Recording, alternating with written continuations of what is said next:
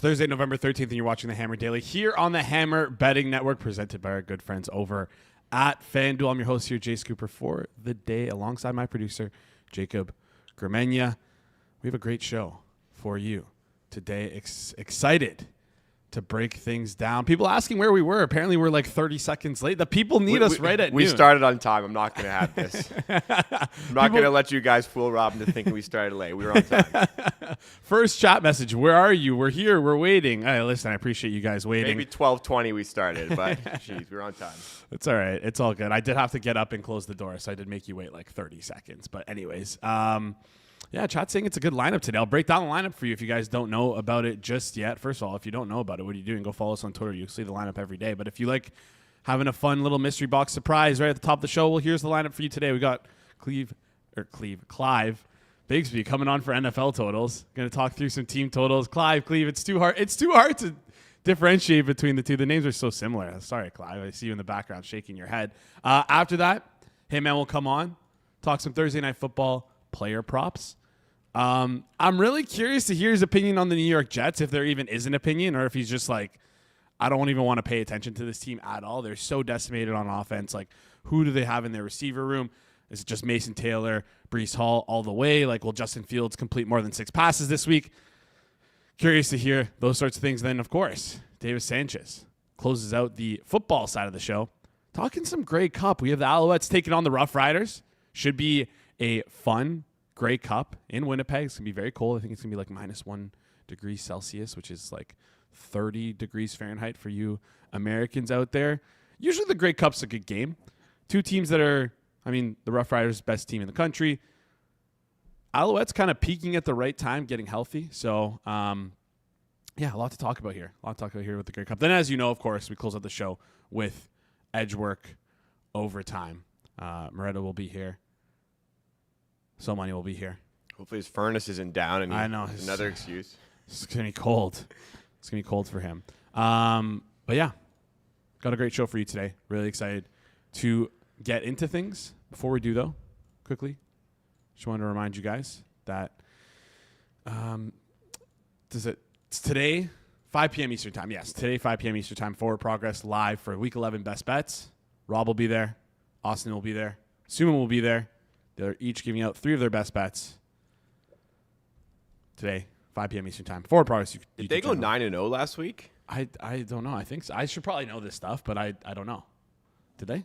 I don't know. I think they did. They went 9-0 that last week, so there's a reason why Flup's not on that show. It's just so they can have a better record. So Flup's double 0-3. I told you he went 0-3 last week. I forgot he was 0-3 the week before as well. So 0-6. 0-6 run. Yeah, but you have to, if you talk about someone's last 2 weeks, you got to talk about his full record up until 2020. True, so. Which is also losing in this season. But the last 5 years, I'm sure Flup's doing quite well from a betting perspective. So yeah, well, one-time contest winner, so you always got to add that in as well. Anyways, enough of the dilly-dallying, enough of the bantering. We'll get into things. Right now, we're going to bring him up. He is the co-host of the Sunday Reset on Forward Progress HQ, which you can go check out every Sunday night or Monday morning, depending on what your cup of tea is. He's also a reformed Bo Nix hater after Bo Nix got him through Survivor last week. Clive, how's it going? Hey, what's going on? Long time no see. Hope you've been doing well. I like the thumbs up in the background there from Bo Nix. Like you're a truther now. Oh, God. Wow. I was never a huge fan of him anyway. I thought, and we did one of our previews, right? We talked about teams that we thought could make a step forward, and the Broncos was one of them. Mm-hmm. But that did require Bo Nix to take a step up this year and be a little bit better. And unfortunately, I just don't think he has. Broncos fans tend to melt down more often than not when I post about it. But, the truth is unfortunately the truth, and they are not really good at the quarterback position. If they had even an average, I think, starting quarterback, there's maybe 4 or 5 quarterbacks that I wouldn't at least think about, hey, if I could swap these 2 out today, would I? Mm-hmm. Justin Fields is one of them that I would not, but, whatever.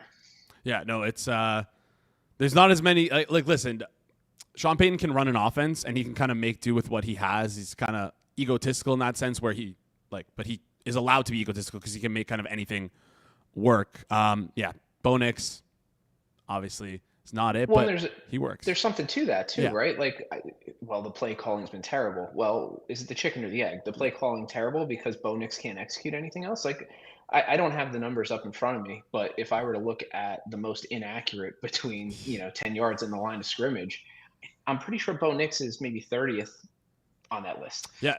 I saw a stat that last week. It was like deep ball rate. Who is the most inaccurate quarterback this year? At 32nd of 32nd is Bo Nix. And then short to intermediate, it was also Bo Nix. So he's just like overall not very accurate.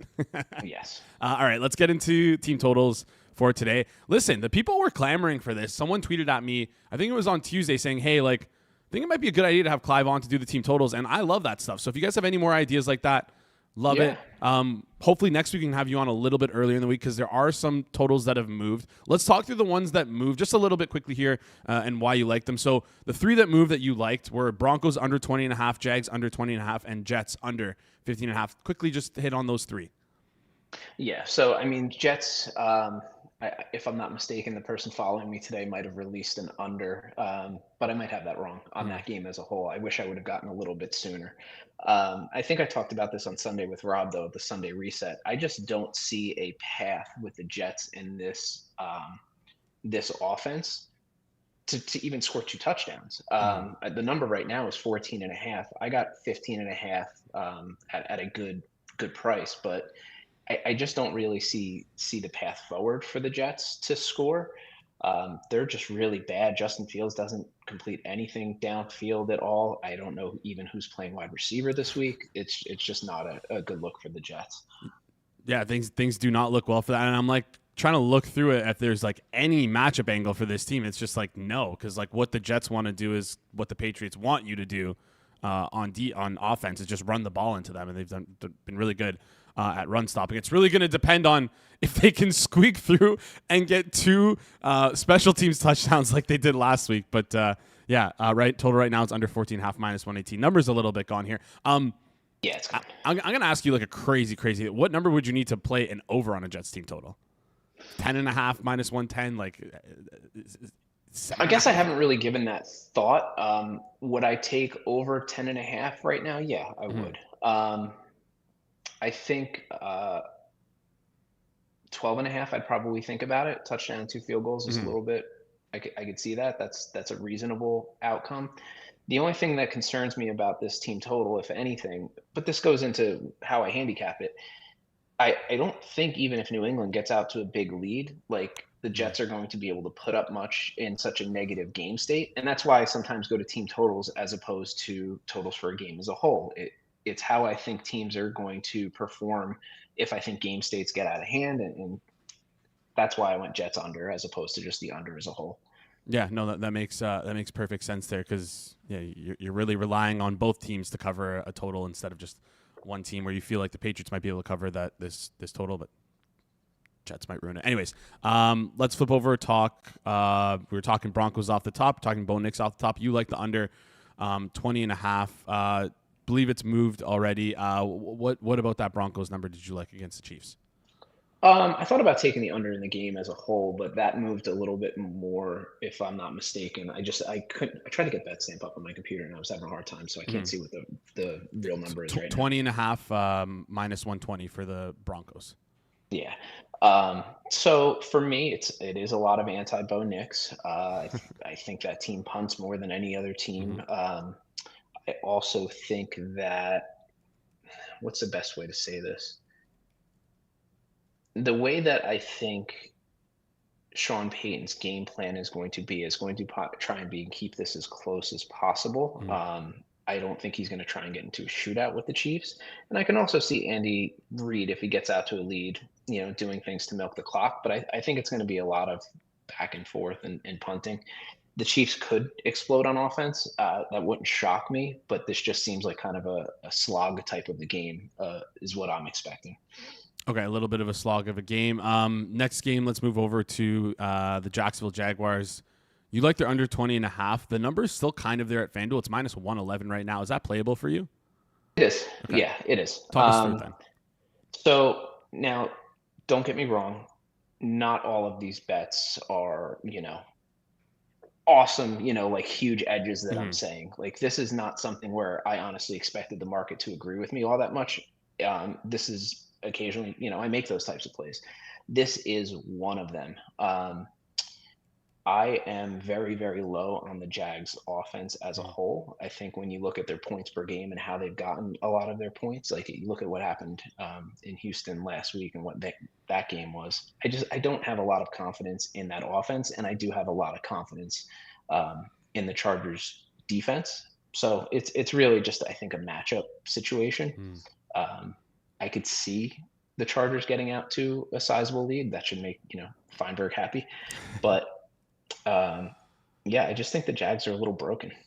Yeah, no, I think that's a fair take. I messaged in our forward progress group chat on the Sunday of last week. It's like, at what point do like the Jags? I know this sounds crazy, but start considering benching Trevor Lawrence, because like he really hasn't done much for them. Liam Cohen's on the sidelines, visibly pissed about what's going on there.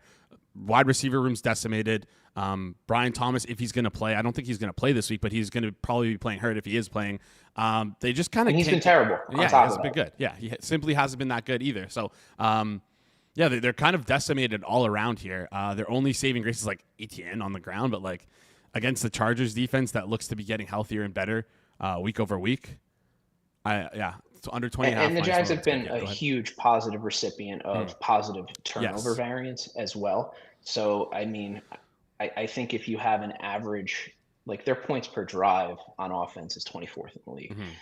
It's not particularly good. And I think if you take away any kind of positive things like field position or any of that other stuff, I just look at it as it's going to be a struggle. They're in the lower third in the league in third down conversions. Like all of these things put together, I didn't expect the market to go crazy with me on this one, but I definitely leaned under here. Yeah, under 20.5 minus 111 over at FanDuel. And yeah, like just bad offense, below average offense, below average quarterback. Just things don't seem to be right for this team. Speaking of another, let's flip over and talk about another team that's kind of benefited off of turnovers, benefited off their defense. That probably will regress for the Bears. So we're talking about your Chicago Bears. You like their team total. I believe it was under 23.5. It was. Yeah, under 23.5 minus 118 is available right now at FanDuel. On the road, divisional game against the Vikings. We've seen Caleb be able to put up points, kind of coming late in games, though, in these close games, winning these one-score games, eking them out. 23.5, you feel like the number's too big, though? Talk us through why you feel like that's too big against the Brian Flores defense. Yeah, so the number moved there about a little bit, somewhere between 12 and 15 cents since I played it. I think it's maybe neutral EV at this number. Maybe there's a little bit of an edge. I mean, not much. But Rob and I talked about this, and he liked the game total over. And in terms of what the Bears do well, they've been, again, this is very similar to the Jags, where they've had 5 games where they've had 3 turnovers or more, and where they've scored points, they scored 47 against the Bengals. I mean, if you can't score versus the Bengals, I mean, what are we doing? The Giants game was a little bit of a mess too. They played well against the Cowboys. I just think when you put all of these things together, the points per game that they haven't really played any good defenses. I mean, the Ravens have probably been the best defense, and Minnesota week 1, I don't know that they knew exactly what Ben Johnson was going to game plan for. So I do think that this is a touch too high of a number. And I mean, I want the Bears to win. I hate the Vikings. But sometimes we bet against our favorite teams if we see an edge. Yeah, no, fair enough here. I don't truly hate the look. I just don't think this game is going to be as much of a, I don't want to call it a track meet. Total's at 47.5. It's not super, super high, but I think both offenses will struggle in this game, regardless of how poor the Bears defense has. I don't want to say poor, but like lucky the Bears defense has been. I just think that J.J. McCarthy doesn't really look that good. So yeah, I think we're going to be seeing, like you mentioned, their offensive struggles on both sides of the ball. In terms of like EPA off of turnovers, like the Bears have generated the most, like 74.4. Like it's almost double the next highest, which is I think the Jags. Steelers are up there too. So Steelers, Bucks, and the Jags are all about 40 EPA generated off of turnovers. Bears are nearly double that. it's just not a very sustainable thing. They don't have a lot of rushing EPA, and I just don't think this is going to be a great matchup. Yeah, fair enough. Here to recap the team totals, you like so far: under 23.5 for the Chicago Bears, -118; under 20.5 Jacksonville Jaguars total points, -111. Both available at FanDuel. Finally, let's close it out with the Dallas Cowboys. Cowboys on the road taking on the Raiders. Team total right now is at 26.5. Juice towards the over, -128. But you like that over, so talk us through it a little bit. Kind of. I mean, I would say a lot of it is a matchup thing here in terms of the Cowboys. I'll look back through the Raiders' schedule and who they played, as well as who the Cowboys have played. So when I look at the Raiders, I could see this being a little bit of a track meet. Like, this would be one of those things where Geno maybe finally gets a little bit of positivity to them in terms of offense. I mean, the Chiefs scored 31 relatively easily. The Colts put up 40. The Commanders put up 41. The only teams to really go under this number were early Patriots, early game Chargers. Bears scored 25. The Titans only scored 10. Jags put up 30, and that was not a game where the Jags got a lot of turnovers. That was an OT game.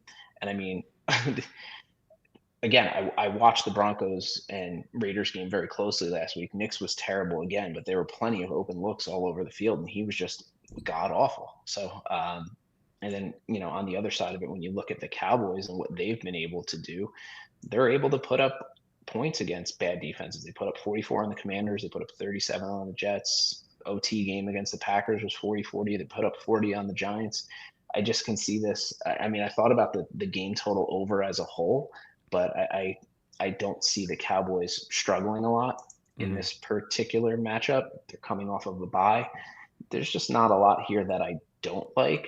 And I guess the other thing that I would maybe think about here is the Raiders don't get off the field very well. So in terms of like their third down defense, they're 29th in the league. I just see this as a good matchup overall for the Cowboys, and I think they could put up points relatively easily here. Yeah, Cowboys 3.5-point favorites. Total is at 50.5, so a little bit of a higher total on this slate. Also, it seems like the way to beat the Raiders on defense is just if you can mitigate Max Crosby, which is a crazy thing to say, but if you can just get away from him, and I think that the Dallas Cowboys and Brian Schottenheimer have enough weapons on offense, and Dak Prescott can figure things out where they can do that. This number of 26.5 seems pretty good. There's also 27.5s out there. 26.5 -128 over at FanDuel. What number would you need at 27.5 to play this? Is it like a 110? Do you need something shorter than that? What would you play? Shorter, a little shorter. I would say maybe closer to even money. Okay. All right. Good to know. Just wanted to shout that out for the chat. All right, Clive, I have you for 2 more minutes. Sure. What's on the forefront of your mind heading into Week 11? We're just over halfway through the NFL season. Is it a team what are you thinking about the most after these last 10 weeks of football? What's at the forefront of your mind looking towards the second half of the season? I mean, it's very similar to what I do earlier in the season, but now we have 8, 9 data points, 10 data points on teams here, and where does the record and what I'm really seeing, where do they converge and where do they diverge? Which teams are the fraudulent, 8-2s of everybody, and where do I think that there's some upside? I'm going to watch the Bucs. I think Baker Mayfield has been underperforming, but I think that's injury related. So, Rob and I think we took the Tampa Bay Buffalo overall total under on Sunday, and that's moved a little bit, but part of that is Baker. I'm really interested. It's fun to watch New England. Tonight I have them in Survivor against the Jets, and I know some people hate when I talk about Survivor, but I don't care.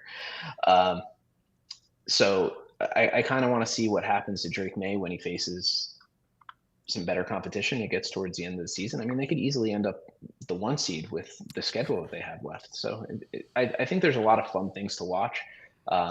Herbert without an offensive line has been an amazing quarterback this year too. So it's just a couple of different things.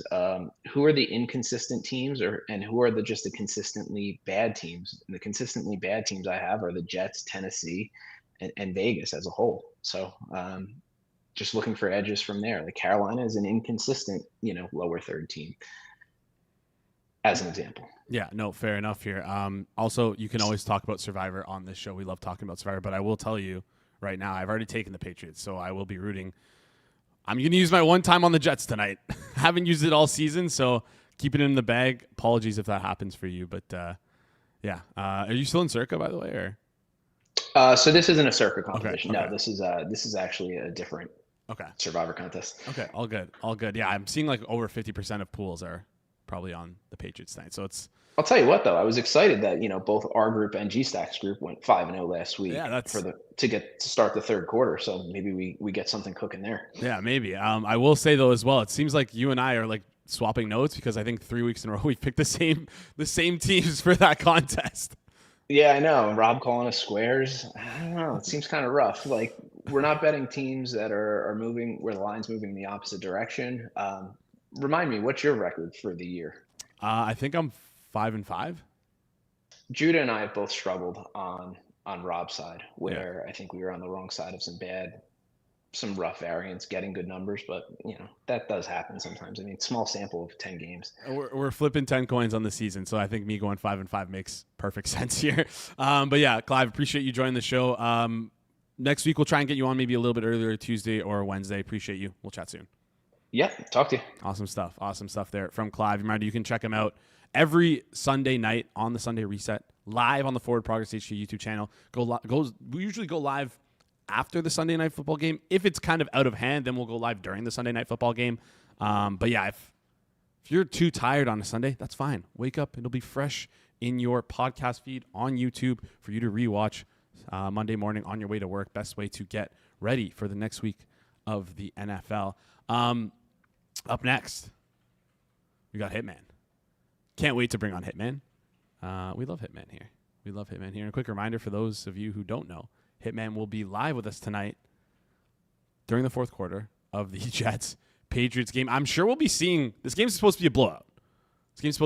Me, G-Stack will be there throughout the whole game, but in the fourth quarter, Hitman will come on. I'm curious to see the angles that Hitman's going to be looking for late in the game. Like, are we going to get like a Ramondre Stevenson. Travion Henderson plays incredible. Patriots are up by 21 points. Then we see like a Dearness Johnson come in late in the game. Are we going to see Isaiah Davis come in for the Jets because they're just getting blown out? Like, what are we going to see? What are we going to get from Hitman? I'm curious to see all those sort of things. Anyways, before we bring on Hitman, though, I just want to give you a quick shout out to our sponsors over at FanDuel. FanDuel is making Week 11 even bigger with a chance to win a share of $2 million in bonus bets this Thursday night. That's right, $2 million. Here's how it works. Opt in and place an anytime touchdown bet on the Jets versus the Patriots using your profit boost. And if the player you pick scores either the first or last touchdown of the game, you'll earn a share of $2 million in bonus bets, $1 million for each touchdown. That's right, $1 million for each touchdown. We'll take a look at the touchdown board right now. I believe I talked about Drake May yesterday. The guy I want to talk about today, though, is Isaiah Davis. And you're like, why the hell would you pick they have a 15.5 team total. Why would you pick the New York Jets to score a touchdown? Well, the only reason why I want to pick Isaiah Davis here is because the Patriots give up a lot of receiving yards to running backs. So let's hope that Isaiah Davis can catch one ball, break it out, score a touchdown off that big play there. So, yeah, that's who I'm going to take for the anytime touchdown score for the $2 million jackpot. It's just one more reason to bet on FanDuel for the NFL. So whether you got a feeling about that opening drive or you're banking on a clutch finish, now's the time to get in the game. Visit FanDuel.com/forward progress to download the app today and get started. FanDuel, an official sportsbook partner of the NFL, must be 21 plus and present in select states. For Kansas, in affiliation with Kansas Star Casino, 19 plus and physically located in Ontario, 18 plus and present in DC, Kentucky, or Wyoming. Opt-in must apply profit boost token on select markets. Prize pool to be split equally among all eligible participants who made the correct first or last touchdown pick. Bonus issued is non-withdrawable bonus bets, which expire after 21 days after receipt. Restrictions apply. See terms at sportsbook.fanduel.com. Gambling problem? Call 1-800-GAMBLER. Visit rghhelp.com visit fanduel.com/RG. Call 1-888-789-7777. Visit ccpg.org/chat in Connecticut. Visit mdgamblinghelp.org in Maryland. Hope is here. Visit gamblinghelplinema.org or call 1-800-327-5050 for 24/7 support in Massachusetts, or call 1-877-8-HOPE-NY or text HOPE-NY in New York. Call Connex Ontario at 1-866-531-2600 or visit connexontario.ca. All right.